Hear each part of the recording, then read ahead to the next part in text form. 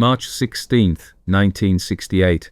Sun Mai Village, Quảng, Ngãi Province, South Vietnam.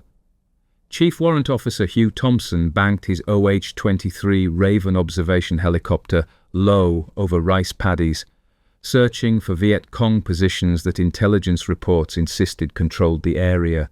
His crew chief Glenn Andreotta and gunner Lawrence Colburn scanned the ground from open doors, while morning sun burned through haze rising from irrigation ditches.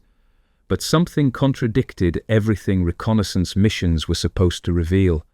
Thompson's helicopter drew no enemy fire, despite flying low and slow over supposedly hostile terrain. The village looked defenseless. Farmers' huts, civilians moving through paths, no fortifications visible. Then Thompson saw bodies, not combat casualties arranged in patterns that suggested firefight, but civilians scattered across fields in positions that suggested panic and flight. He radioed to mark wounded with green smoke, so ground forces could provide aid. When he circled back after refueling, those same wounded civilians were dead, shot at close range. In an irrigation ditch south of the village, Thompson counted dozens more bodies piled together, women, children, old men, and American soldiers from Charlie Company were still firing. What Thompson was witnessing wasn't combat operation against Viet Cong forces, but systematic massacre of unarmed civilians by United States Army troops, and in the next 20 minutes he would make decision that contradicted every chain of command protocol, landing his helicopter between American soldiers and Vietnamese villagers, ordering his crew to shoot fellow Americans if they continued killing, proving that sometimes the hardest enemy to confront wears the same uniform you do. The helicopters descended through morning haze at 7:22 a.m. on March 16, 1968. 9 UH-1 Hueys carrying Charlie Company's 1st platoon toward landing zone northwest of Sun Mai Village. Lieutenant William Calley watched from his position as rotor wash flattened rice paddies and dust spiraled upward. Intelligence briefings had warned that the 48th Viet Cong Battalion operated from this area, seasoned fighters who had inflicted casualties on Charlie Company during preceding weeks, through mines, booby traps, and sniper fire. The soldiers expected fierce resistance. They carried extra ammunition, grenades, and determination forged through frustration, a fighting enemy who melted into civilian population after each attack. This is what you've been waiting for. Search and destroy, and you've got it. Officers had told them during briefing. The village designated My Lai 4 on military maps supposedly housed Viet Cong command structure. That had been terrorizing American patrols for months. Sun Mai district held strategic importance in Quảng Ngãi province, where Viet Cong controlled territory through network of sympathetic villages and intimidated populations. The area was heavily mined. Numerous Charlie Company soldiers had been maimed or killed during February and early March operations. Intelligence reports indicated major enemy presence concentrated around My Lai villages, making operation against 48th Battalion priority for Task Force Barker. Captain Ernest Medina had briefed his company that they would finally engage the elusive enemy who had been killing their friends through invisible warfare of explosives and ambush. The soldiers landed expecting the fight they had been denied for weeks. Clear target, definable enemy, opportunity for vengeance against forces that killed through cowardice rather than facing Americans in direct combat. But when 1st Platoon entered My Lai at 7:30 a.m., they encountered no resistance. No fortifications greeted them. No gunfire erupted from defensive positions. No males of fighting age appeared. Among about 700 villagers who were eating breakfast, women preparing morning meals, children playing near huts, elderly men tending animals, the village looked defenseless because it was defenseless. Yet within minutes of entering, soldiers began firing, not in response to threats, but as execution of unarmed civilians. Old men were bayoneted. Women praying near temple were shot in back of head. Children were killed alongside mothers.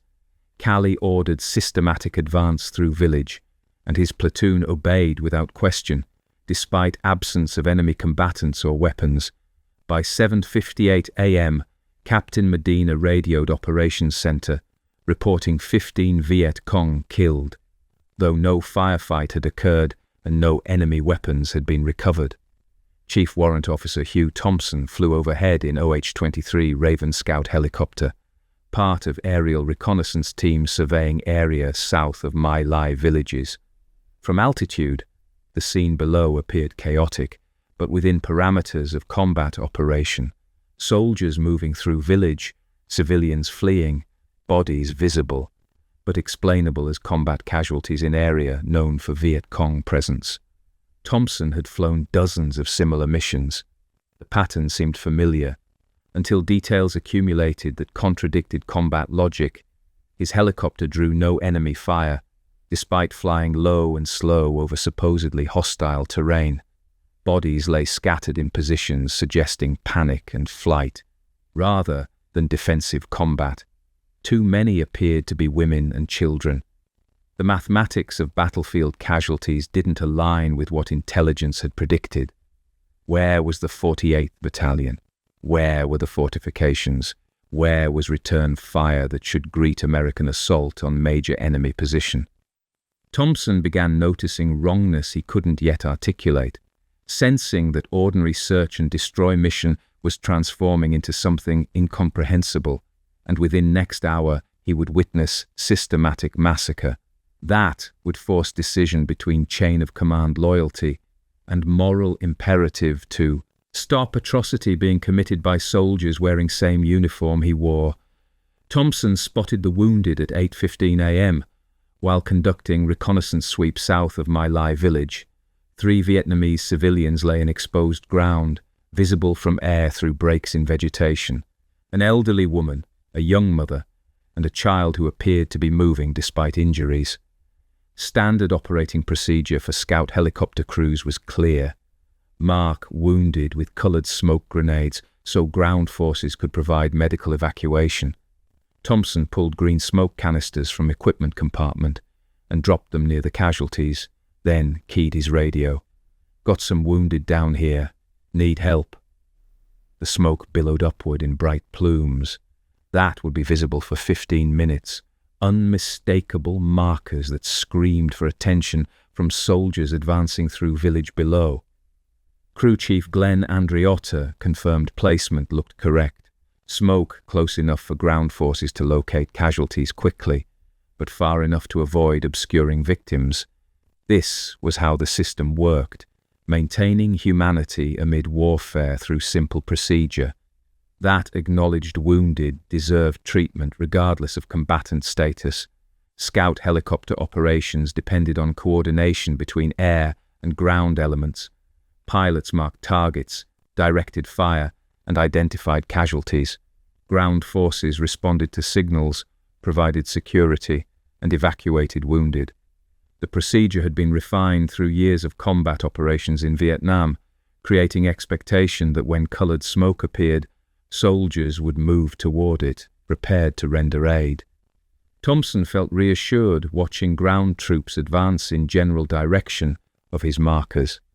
The casualties would receive medical attention soon. He had done his part. Low fuel gauge demanded return to landing zone Dotty for refueling, and Thompson banked helicopter away from My Lai, knowing he had followed correct procedures. That should result in 3 wounded civilians being treated and evacuated. After refueling, Thompson returned to same area about 20 minutes later. His mission required continued reconnaissance over Sun Mai district, and he intended to verify that marked casualties had been recovered. He descended to lower altitude, searching for the positions where green smoke had dissipated. When he located the spot, Thompson's understanding of what was happening below began to shift. The 3 wounded Vietnamese he had marked were dead, not wounded, but awaiting evacuation. Dead. Bodies lying in positions that suggested they had been shot at close range after he marked them. Fresh blood indicated recent killing. No medics appeared nearby. No evacuation helicopter had arrived. Instead, American soldiers were visible throughout area, continuing to move through terrain while bodies accumulated behind their advance. Thompson's crew chief Andreotta called out what he was seeing below.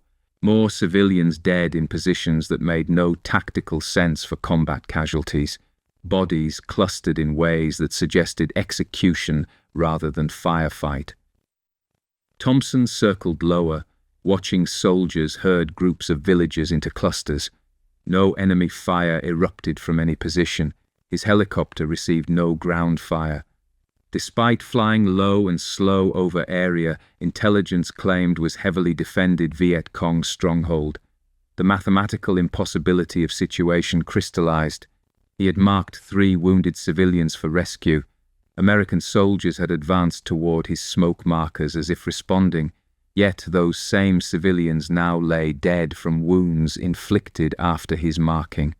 The conclusion defied belief, but evidence accumulated with each pass.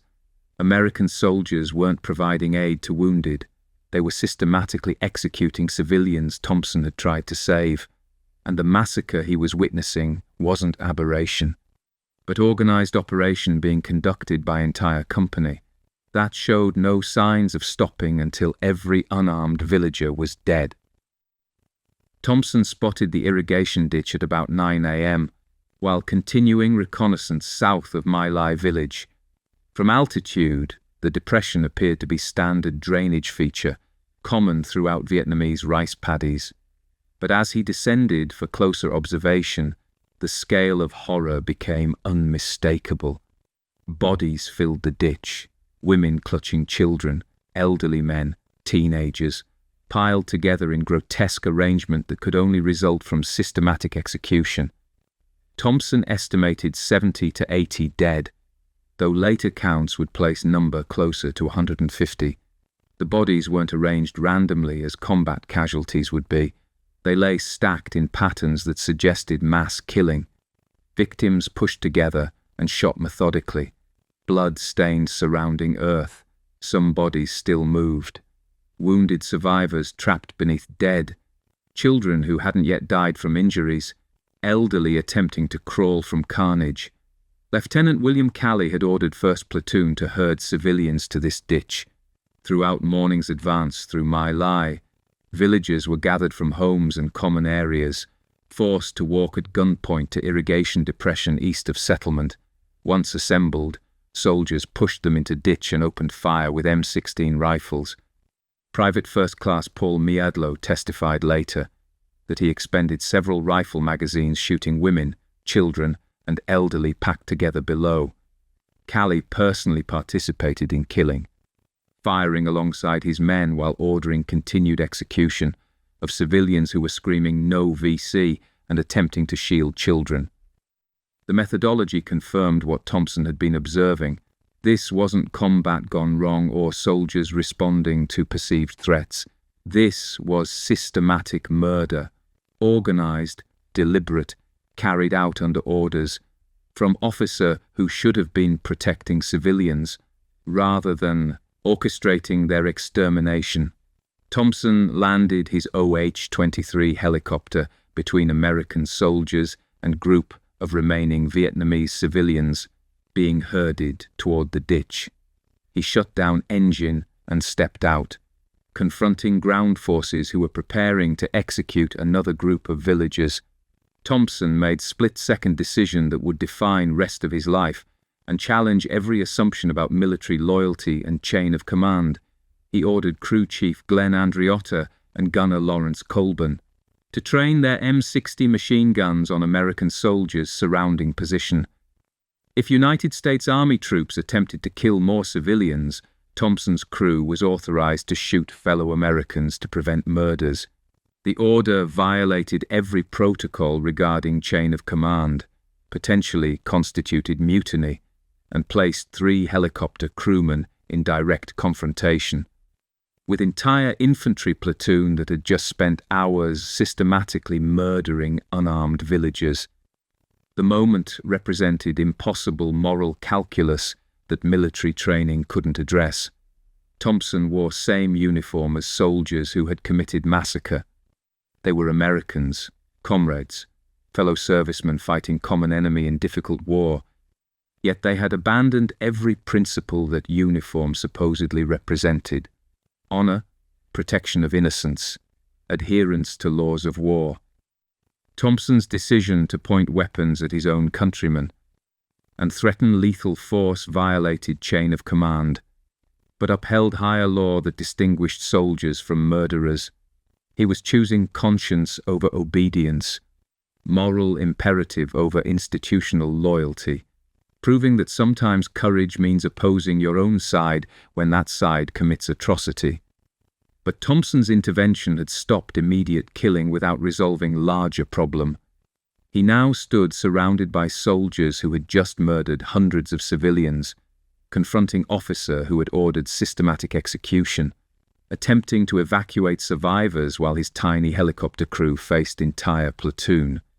That possessed overwhelming firepower and demonstrated willingness to kill unarmed people without hesitation or remorse, creating situation where saving lives meant accepting possibility. That stopping massacre might cost his own. The My Lai operation violated every regulation governing lawful military conduct. Charlie Company received no hostile fire before soldiers began shooting civilians. Not a single weapon was recovered from bodies of victims. Targets included clearly identified non-combatants, elderly men, women, children, who posed no threat and offered no resistance, under laws of armed conflict codified through Geneva Conventions and Hague Conventions. Such actions constituted war crimes regardless of orders given. Military law established clear principle: soldiers possess not just right, but duty to refuse unlawful orders. Following illegal commands provides no defense under international law or uniform code of military justice. Lieutenant Calley's order to execute civilians being held at irrigation ditch was unlawful on its face, and soldiers who obeyed that order violated laws they had sworn to uphold. The Geneva Conventions of 1949, which United States had ratified, prohibited violence against persons taking no active part in hostilities. Article 3 specifically protected civilians from murder, mutilation, cruel treatment, and torture. The Hague Conventions established that combatants must distinguish between military targets and civilian populations. Targeting unarmed civilians constituted perfidy, violation of laws of war punishable under military and international criminal law. U.S. Army Field Manual 27-10, the law of land warfare, required soldiers to refuse orders that were palpably illegal. Executing unarmed civilians qualified as palpably illegal by any interpretation. Yet about 105 soldiers from Charlie Company participated in massacre or witnessed it without intervening, demonstrating how chain of command loyalty can override legal and moral obligations. When institutional pressure favors obedience over conscience, Thompson's decision to intervene, landing helicopter between American soldiers and Vietnamese civilians, ordering his crew to shoot fellow Americans if killing continued, appeared to violate chain of command, but actually represented correct application of military law. His actions upheld Geneva Conventions, Hague Conventions, and U.S. military code. When ground forces had abandoned all three, Thompson followed higher law that distinguished soldiers from murderers, proving that military discipline requires refusing unlawful orders rather than blindly obeying commanders who violate fundamental principles of lawful warfare. His intervention stopped immediate killing and saved about 11 Vietnamese civilians, children found hiding in bunker who Thompson evacuated, under protection of his helicopter crew's weapons. The impossible position Thompson faced, choosing between chain of command loyalty and moral/legal imperative to stop atrocity, revealed fundamental tension in military culture. Soldiers trained to follow orders without question because hesitation in combat kills. Yet absolute obedience creates condition. where criminal orders get executed by good soldiers, who believe following commands absolves them of responsibility for consequences. Most Charlie Company soldiers chose obedience that morning, participating in massacre or remaining silent while murders occurred around them. Thompson chose conscience, understanding that some orders must be refused regardless of rank structure or tactical situation. But Thompson's decision to report massacre up chain of command through proper channels would trigger institutional response opposite of what justice demanded. Cover-up orchestrated by commanders who prioritized unit reputation over accountability. Harassment of witnesses who testified truthfully, and vilification of Thompson himself by Americans who viewed his intervention as betrayal rather than heroism, proving that sometimes exposing atrocity committed by your own side creates more enemies than the original crime, and that moral courage often brings punishment rather than recognition from institutions that value loyalty over truth. Thompson returned to landing zone Dotty that evening and immediately reported what he had witnessed to his superiors. He provided detailed account of systematic civilian killings, described irrigation ditch filled with bodies, explained how he had intervened to stop executions and evacuate survivors. Thompson expected swift investigation and accountability. Massacre of hundreds of unarmed civilians demanded immediate response from chain of command. But the institutional machinery began moving in opposite direction.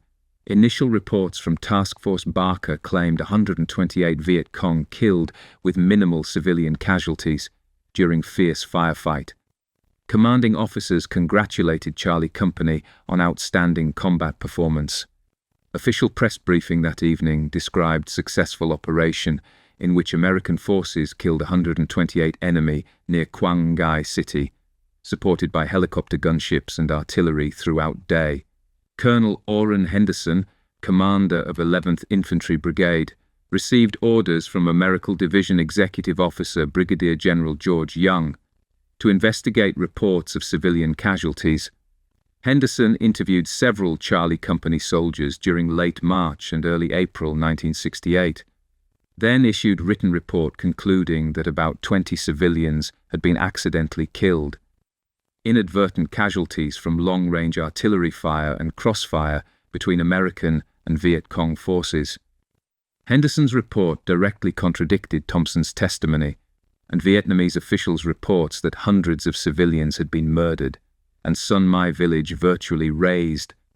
Major General Samuel Coaster, commanding American Division, accepted Henderson's conclusions without ordering thorough investigation. Thompson's crew statements were filed away and forgotten. Official records characterized My Lai operation as resounding military success against 48th Viet Cong Battalion. The cover-up succeeded completely for 18 months. Massacre remained secret while war continued, and similar search and destroy operations proceeded throughout Quảng Ngãi province. Officers who participated in suppression of evidence were promoted. Charlie Company received commendations. Thompson found himself assigned to increasingly dangerous missions with inadequate air cover. Punishment for reporting atrocity his commanders wanted buried. He was shot down 5 times over subsequent months, breaking his back in final crash that ended his combat flying career. No investigation materialized despite Thompson's repeated attempts to force accountability through proper channels. The institutional response demonstrated that maintaining unit reputation and avoiding scandal outweighed justice for hundreds of murdered civilians, but institutional pressure to bury truth couldn't silence all witnesses. Ronald Riddenhauer, helicopter door gunner who had trained with Charlie Company members, began informal investigation in April 1968, after hearing stories from soldiers who had participated in My Lai operation.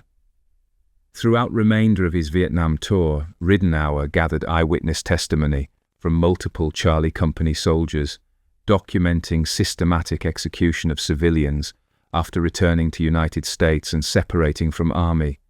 Riddenhauer spent months composing detailed letter, documenting Pinkville incident, operational nickname for My Lai area. On March 29, 1969, exactly 1 year after massacre, Ridenour mailed his report to 30 officials, including members of Congress, Pentagon leadership, State Department, and White House. Ridenour's letter forced response that officers had successfully avoided for years. Under mounting pressure, Army quietly charged Lieutenant Calley with 6 specifications of premeditated murder on September 9, 1969. But even then, military attempted to limit exposure by keeping charges secret and delaying court-martial. Investigative journalist Seymour Hersh learned of Calley's prosecution and began researching story. On November 13, 1969, 20 months after massacre, Hersh published detailed account through Dispatch News Service, breaking story in 35 newspapers nationwide. Week later, combat photographer Ronald Habel's color photographs of massacre victims appeared in Cleveland Plain Dealer, making cover-up impossible to maintain and forcing acknowledgement that American soldiers had committed atrocity their commanders had spent 18 months trying to hide. Lieutenant William Calley was charged on September 5, 1969, with 6 specifications of premeditated murder for deaths of 109 Vietnamese civilians.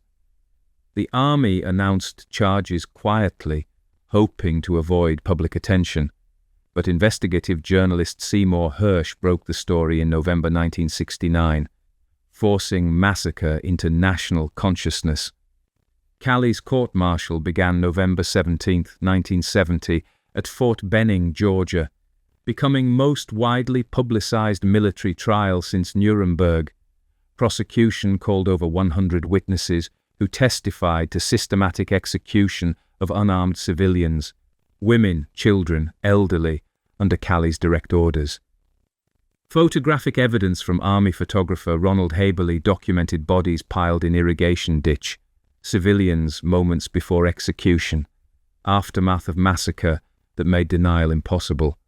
Testimony revealed Calley had personally participated in killings, shooting Vietnamese monk after interrogation, throwing child into ditch and firing at him, expending 10 to 15 rifle magazines, executing civilians who offered no resistance. Calley's defense centered on claim that he followed orders from Captain Ernest Medina to kill everything in village. Whether Medina actually issued such order became central dispute. Medina testified at separate trial that he meant enemy soldiers, not civilians, and was acquitted of all charges in August 1971. Calley maintained that he interpreted "kill the enemy" to mean everyone in village, since intelligence briefings indicated no civilians would remain, only Viet Cong forces and sympathizers. Taking witness stand, Calley stated, "I was ordered to go in there and destroy the enemy. That was my job on that day. I did not sit down and think in terms of men, women, and children. They were all classified the same." He expressed no remorse, insisting he carried out lawful orders and did not feel wrong in doing so.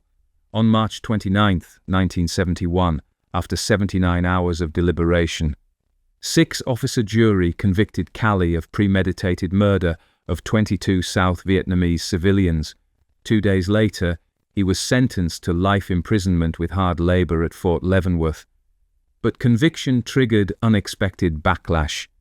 Many Americans viewed Calley as scapegoat, ordinary soldier following orders in impossible war, punished for actions that superior officers had commanded and other soldiers had committed.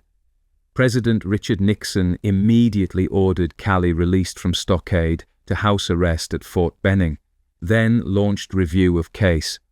Public opinion polls showed that majority of Americans opposed Calley's conviction. Georgia Governor Jimmy Carter proclaimed American Fighting Man's Day and asked Georgians to drive with headlights on to honor Calley. Of 26 officers and soldiers originally charged with participation in massacre or subsequent cover-up, only Calley was convicted. Charges against Captain Medina, Colonel Henderson, and other commanders were dismissed or resulted in acquittals. Despite evidence of ordering massacre, suppressing investigation, and creating conditions that made atrocity possible. Army reduced Calley's sentence to 20 years in August 1971, then to 10 years in April 1974. He became eligible for parole after serving 1/3 of sentence, just over 3 years, and was released November 1974. Calley returned to civilian life, eventually working in his father-in-law's jewelry store in Columbus, Georgia. Meanwhile, Hugh Thompson, who had stopped massacre by landing between American soldiers and Vietnamese civilians, threatening to shoot fellow Americans if killing continued, faced harassment and death threats from Americans who viewed his intervention as betrayal. Thompson testified against Calley and other soldiers during courts-martial, providing eyewitness account of systematic executions. For this, he received accusations of being traitor, coward, and liar. Peers Committee investigation concluded that failures of leadership, discipline, and morale across American division had created an environment where atrocity became possible, yet only lowest-ranking officer faced meaningful consequences, while commanders who ordered operation, suppressed evidence, and perpetuated cover-up avoided accountability, demonstrating that military justice system had failed at every level, except punishing one lieutenant who followed orders he claimed came from superiors, who successfully avoided prosecution for issuing them. Thompson returned from Vietnam to America that didn't want to hear what he had witnessed. He faced hostility from fellow soldiers, veterans groups, and civilians, who viewed his intervention at My Lai as betrayal rather than heroism. Anonymous death threats arrived at his home. Former comrades avoided him. During congressional testimony, one representative told Thompson that he was the only American who should be punished over My Lai, not soldiers who had committed massacre, but pilot who had stopped it. For decades, Thompson struggled with post-traumatic stress disorder, survivors' guilt over not arriving at My Lai earlier, and isolation from military community that should have celebrated his courage, but instead treated him as pariah who had turned weapons on fellow Americans. My Lai divided America along fault lines that exposed fundamental disagreements about war, duty, and morality.